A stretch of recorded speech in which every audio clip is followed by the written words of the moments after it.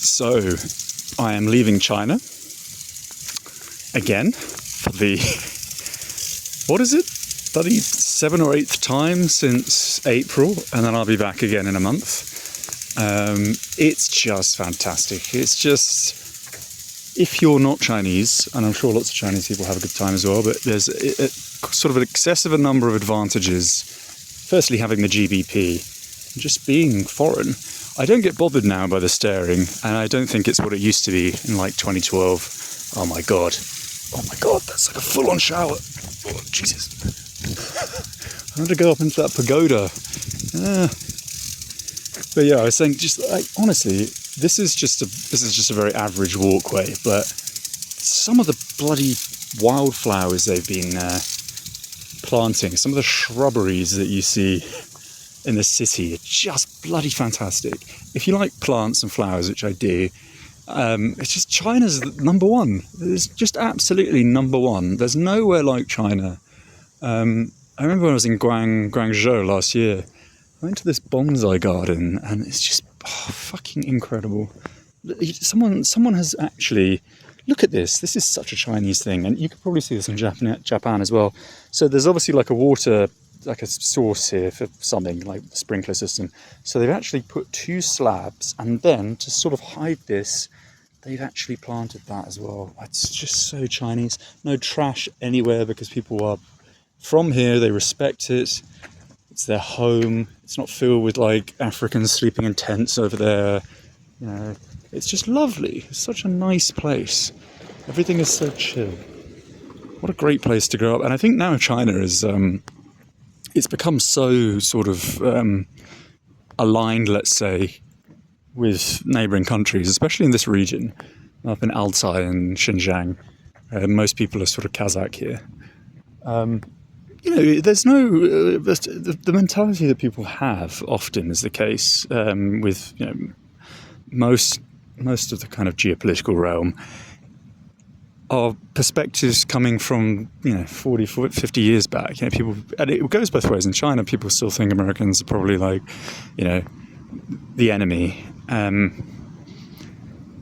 people likewise in the US think that all Russians are communist fucking KGB agents, and that the Chinese are somehow, you know, in this sort of dystopian, totalitarian system of just persecution and oppression. And it's very much the opposite of that. God, I really enjoy it here. I actually, you know, Central Asia for me has been my perfect place. Maybe I should have invested here in COVID when I had immense opportunity. I would 100% be a millionaire right now. I'm not just saying that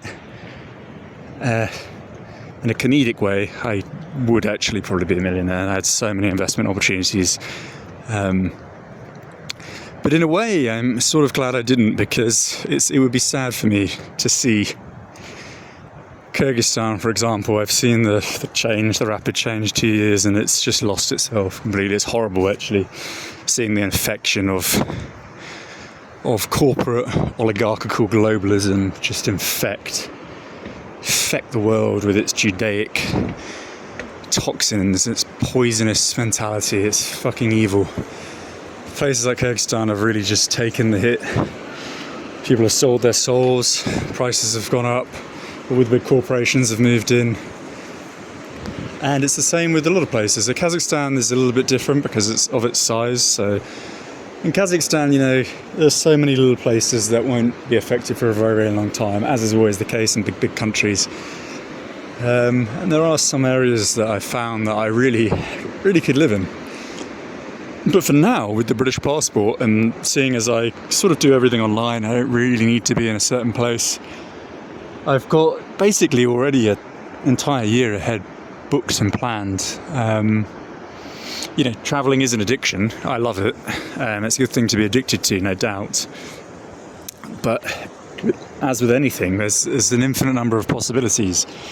And when it comes to travel, you know, once you've done all the countries, which takes a bloody long time, and isn't necessarily a reflection, of course, of understanding or experiencing the culture in its truest form, then once you've done that, then you can keep returning, and and even the smallest place you'll find an infinite number of things to kind of keep you occupied. And I've been coming back to Kyrgyzstan and Kazakhstan and Uzbekistan. Just those 3 countries alone, I've made probably maybe 50, 60, even 70 visits between them. And I could comfortably live in many of these places. And the older you get, you don't really want to move. But yeah, China's just a different. It's such a refreshment, actually. When you're in places like Kazakhstan and Kyrgyzstan, Central Asia in particular, as is the case with many places, things just aren't as efficient, and I don't think anything will ever be as efficient as China. Even Korea and Japan are sort of icons of a past time, the 80s, the 90s that are in their prime. China is just sort of falling off the edge of its prime. I would say it was in its prime maybe 10 years ago, and now it's sort of perhaps going in the direction of many places that have sort of peaked, and it's now flatlining. But it's always refreshing to come to somewhere where the average IQ is just far beyond that of probably anywhere in the world, where people just have such attention to detail, have an understanding of how to do everything.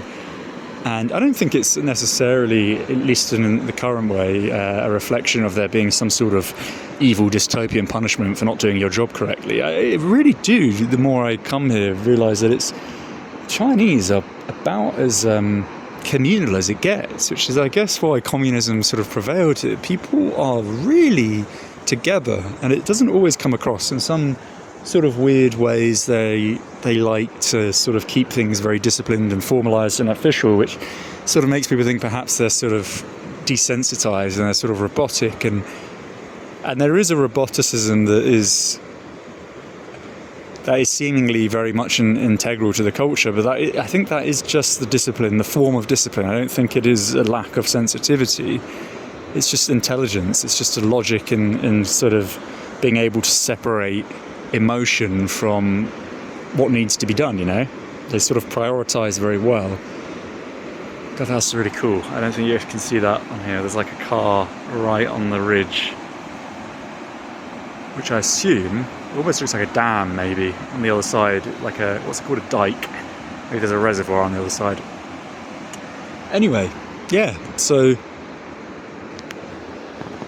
I don't really have much else to say, I guess. I'm going to cross to Kazakhstan in the morning to a new area that I've not been to before, probably the most beautiful area, actually. And I'll be 3 days in a new town, which I've always wanted to visit, and I'll be returning to another very rural Russian town, and I'll be a week there.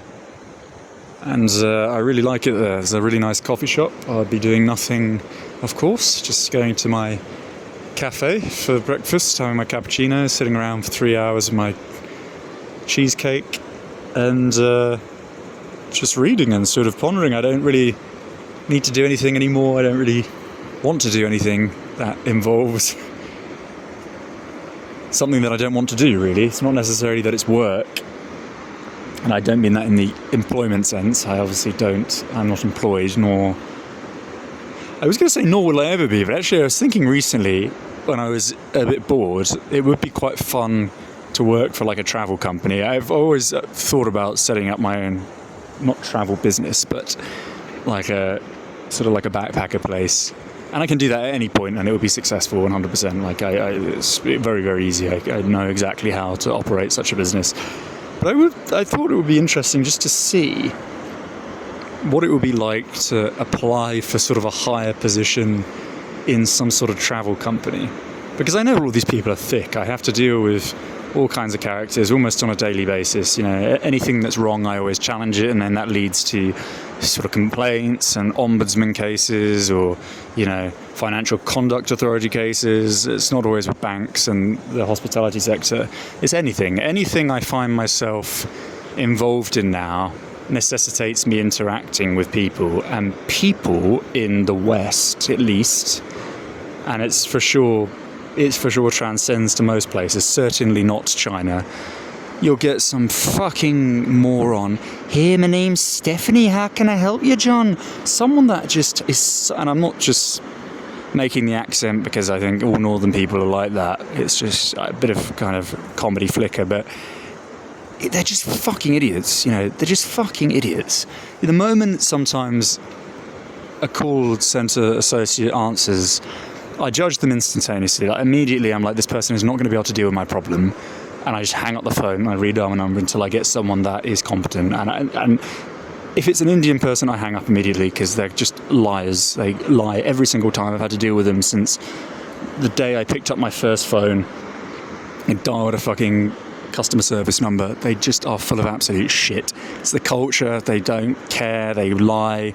It's all offloaded into bloody call centres where there's no liability, no responsibility, and you can just not do your job and no one's going to find you amongst the thousands of other call centre robots. And that's exactly how they do. If ever there's a problem that's serious, which is usually why I'm calling in the first place, it's usually something a little bit complicated, they don't want that to fall back on them, so they'd rather just hang up the phone or lie or say we're going to email you back and never do, because they're so worried they're going to lose their jobs because it's of the hyper competitiveness of like just a market in India where you've got so many people fighting for the same job.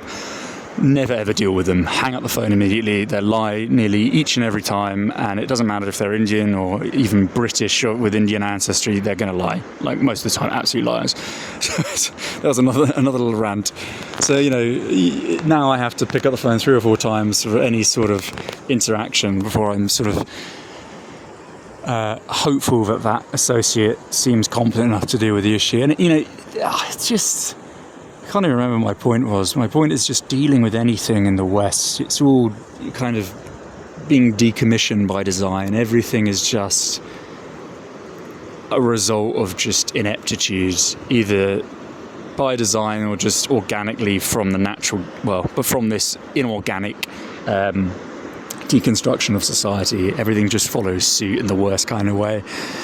It's just very sad. I don't want to sound like I'm, you know, making the world out to be depressing. Quite the contrary. You know, there's so many beautiful places in the world, and I tell people all the time, especially if you're British or American or of European origin, you have the euro, the dollar, or the pound, just get the fuck out. What are you doing there? Like, what? It's just weakness. It's cowardice. It's just being sort of in an environment where you've become comfortable with your surrounds, and there's no other reason than fear for not doing things, especially when it's things that people say they want to do, like, oh, I wish I could travel there, I wish I could do that. Nah. All these fucking retirees sat on their 700k homes in London or anywhere else that are just fucking doing nothing with their lives. People that just, oh, we better give some money to charity, or oh, let's go on this spa break that's like £450 a day when you could literally rent a fucking villa in places in Vietnam and Thailand for that. You could literally have a fucking whale of a time, quite literally, in a week of 5-star restaurants and all kinds of beauty with great service, great ingredients, you know, foods that just, I just can't believe it. People are just so indoctrinated, and there's just so many cool things to do out there. So many cool things. The list is literally endless. So anyway, as I was saying, I think it'd be quite interesting to just sort of see what it's like to work with these idiots for a little while. And I also want to stop using YouTube as well, which I think I've said before, and I have in the past for long periods. I used to use a lot of alternative streaming services, and a lot of them have been shut down now because, you know, so many of them are now illegal in the UK, like BitChute, because the UK is a totalitarian state. They just shut things down, like Floater, Brand New Tube, YouTube, Brand New Tube, and NewTube, which are alternatives to YouTube. All been closed down, deleted off the internet. So yeah, you know, there's not many left, and the ones that are left are like hyper secure. They're sort of things like Brighton or Bastion, which are one on the same, or 3Speak, which use these sort of encryption, a bit like cryptocurrency, like sort of blockchain codes for logins. And I know I lost them all, so which isn't like me at all. But I mean, these weren't priority websites, so just sort of I've probably not lost them. They're probably in image form somewhere in my 2 terabytes of drive data, and it's not a priority to look through and find them. It's easier just to set up another account. But yeah, I want to get back to using those on principle. When you have time, this is the thing, this is the genius of not working, and this is the importance of not putting work as your priority in life and not following money as the sort of sole means to execute what it is you want. You know, it certainly isn't going to execute any form of creativity. And I always find when I have more time, and I am always busy, you know, there's always things to do. I have an interest in so many things, and the older you get, you accumulate contacts, friends, your interests become more and more expansive naturally. It's just an infinite web that it's just more difficult to sort of return to new insights. And when I do have extra time, I realise, you know, just so much more creative. You come up with these things, you know, you start prioritising things that matter, you know, and I did that years ago with things like deodorant and toothpaste and most foods, you know. I haven't used fluoride in such a long time. I've only used natural deodorants for a long time now. No aluminum based for maybe 5-6 years. And I did use very expensive organic soaps for a long time, and I've been quite lazy recently in China because everything is just free in your hotel rooms. So there's unlimited supplies of this shitty toxin-based shampoo, and I know it's not good. I try not to use them too much, but finding organic products that you actually trust and that are genuinely organic when it comes to soaps and stuff is actually very, very difficult in these places in the world, because the only people that have the money for these products are the uber rich, and therefore they have their own stores, they buy them abroad, they get them ordered in. There's just not a demand for like a little high street shop to sell these things, and when they do sell them, I honestly don't trust what it is they're putting in them. It's probably the same shit, because there's no one vetting these products, you know.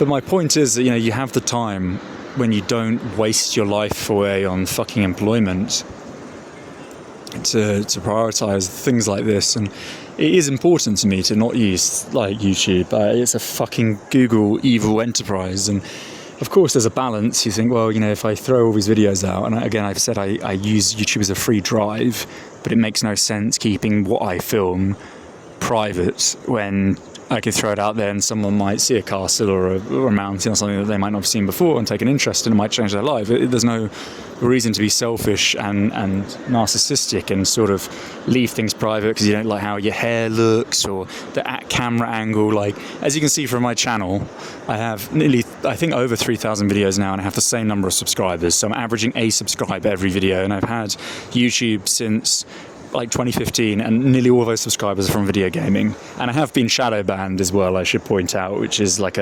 basically banned by YouTube, which is what they do when you talk about things that are politically controversial, anything that doesn't conform to the state narrative. And I've done the experiment numerous times, and I did it a few days ago actually. I'm now going on another tangent where I put a promo code up for an eSIM app because I wanted to see like how many views it would get on a channel with 3k subs, where often I'll upload a video of a fucking cat, and I uploaded a video of a goat 2 days ago and it got like 2,000 views, and that's quite normal for shorts. And then I uploaded it to a fresh channel that's never been used before, right? And the fresh channel has, I think, like 25 times the number of views for the exact same video than on this channel, right? And it's completely shadow banned. And yeah, you know, it's not, again, as I said about views, it's about everything you do, you should try, I think, to better the lives of others or better your own life. And, you know, there's so many little things out there people don't realise make change, you know. People say, well, what are you doing to make change? And again, it's this sort of like capitalist fucking mindset of it has to be big and brash to be of value. You know, it's this mentality of, you know, oh, what is that shitty little clinic you're building out in the fucking forest? Look at the size of this one we built. Like, clearly this is of more value. And that's why people think a lot of Chinese infrastructural projects are sort of greater magnitude. But when you see these giant buildings, you know, a lot of them are put together just like with the construction projects in Dubai and Abu Dhabi, with like paper mache form, and inside they're all empty. And it's the same with ideas, you know. It's the same with sharing and making a change. Every time, the most important thing you can do in life is be honest, right? The most important thing you can do. And every time someone asks me, which is nearly every time I speak to someone, because they ask you, how long have you been traveling? Oh, that's a really long time. What do you do for a living? That's literally the way it goes. And I always tell them exactly what I do. I have never, ever lied to anybody pertaining to my means of gaining capital and funding this trip, ever. And people either don't believe it, which actually isn't usually the case, because I could explain it very well. Most of the time they don't like it because they're jealous. Nothing I do is illegal. Everything I do is extremely novel. Hardly anyone in the world does what I do. But it's just a jealousy, and that's what's very sad. So many people, I have made just as many enemies as I've made friends, which I think is a really important lesson in honesty and truth. You should never trust somebody that has no enemies. It just means that they've never been honest in their entire lives. How can you expect to live in this world with such often a variation of opinions, or at least in some places, not necessarily all now? The fucking roboticism of Western society is becoming more and more apparent every day. But if you ever meet someone and they're like, no, I don't have any enemies, they're a fucking liar. Like, if you value, like, truth, real interactions, you should never befriend such people. They're fucking worthless. The greatest people are people that express themselves and consequently make friends and enemies. That's just being real. It's being normal. But yeah, I can't remember what I was talking about. These things are just, I'm actually just buying time. I do my vlogs when I'm waiting, and right now it's 4:56, and I have to buy the bus ticket, and for some reason the bus ticket stand only opens at 5:30, which is an indication, I think, that they've cordoned off the station at a certain period of time because it gets really busy, because I heard every single seat sells on the border bus to Kazakhstan, and that you need to book the day before, which is today for me. And so yeah, I figured I would just waste some fucking time doing this vlog and sort of throwing it out there. But to sort of wrap up, I guess, before the 5 p.m. mark, I will be not using this YouTube sort of channel anymore. I think I have said it before, but my videos have definitely declined since then. So the aim is just to sort of cut it off. I really don't like the concept of YouTube. I think it's fucking evil, and I would much rather a percentage of viewers come from a channel of value like BitChute or Odyssey or Gab or Bastion or ThreeSpeak or any of these, than have an excess number of views from just fucking, I don't know, manic swipers that have zero value. And I think I said in the previous video, I think 99% of people are worthless, and I genuinely think that. I think 99% of people are absolutely worthless, and it's not that they're evil or sort of what's the word, they're not bad people essentially. It's just they really hold no value. I mean, indirectly most people are bad for the minority, and it makes me understand actually why evil has ensued at the highest rungs of the ladder. Why the uber wealthy have such carelessness when it comes to the majority of the world, because when you see how people behave, the more you travel, you really do genuinely, and this sounds very depressing, you genuinely do lose a lot of hope for society. I don't think there is any hope for society. I think the system we have now is the system we'll always have, and it always has been that way. It just is what it is. And perhaps going into the spiritual realm, there is some sort of judgment day after this, or another life, or a reincarnation. That's just, of course, speculation. But I think when you see this, I don't want this to go into a massive religious rant, so I'll start walking back now. But you see the sort of the design of everything. It requires intelligence. Nothing, I think, is conceived. Randomness is sort of an oxymoron. Randomness is a term, as an impossibility. It can't exist, right? Random as a concept has to be conceived, therefore nothing is random. So maybe there is something beyond. I really think the world, I've learned so much. I've been reading profusely now, researching for years, all kinds of stuff, things that you can't really expand upon, like Jewish Kabbalah and sort of the elite the necessity to traffic and harvest human beings and that sort of realm. And then you've got sort of the more spiritual, the religious, the sort of historical inaccuracies, the impossibilities around us that only can be conceived with sort of a higher intellect. Or maybe it's a matrix and an experiment and we're in our own dream, stuff like that, which has been depicted in many movies and books, notably one I'm reading now actually, about Vert. You can input that. And The Thing. I think it's called The Thing. I think it was made into a movie as well. Vert in a dystopian Manchester. And then, of course, you have The Matrix and all kinds of other movies talking about sort of other dimensions and stuff. But the world is so complex. And again, you know, if you're to hear it from anyone and you're still listening to this nonsense, take it from me that there is just a sort of infinitude of things that are never publicised and shown on your television or on your web screen. You have to go to these places in person. Yeah, I've been travelling, as I said, since 2012, and I've seen things that people just couldn't comprehend. You know, natural wonders that you'll be like, well, how is that not on a, you know, how is that not your fucking Microsoft wallpaper? It's amazing because they hide these things. That's why. If you keep showing people what's available to them, if every Microsoft wallpaper and TV commercial highlighted things other than Malaga or Rome or Paris as break options, you know, it gets people thinking, you know. Most people don't have the time, but for those that do, they start thinking and they start talking with friends and they converse. And you know, that's what society should be about. It's a society that makes you as an individual stronger. We're binded to one another, you know, and that's exactly what they do not want. They do not want that. That's why they deconstruct society every time it becomes too potent for them to potentially handle at a future day, when there is a possibility of opposition, when there's a possibility of change against their own sort of incentives. You know, that's why they flood us all with migrants from all over the world. They're doing it in Japan, they're doing it in China, they're doing it in the UK, everywhere in Europe, North America. You know, it sort of liquidates the cohesiveness and the natural organic nature of society, which is what breeds security.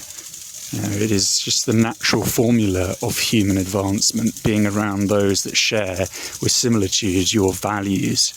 I'll leave it there. God, the Chinese love their water. Love it. Love it. Love it.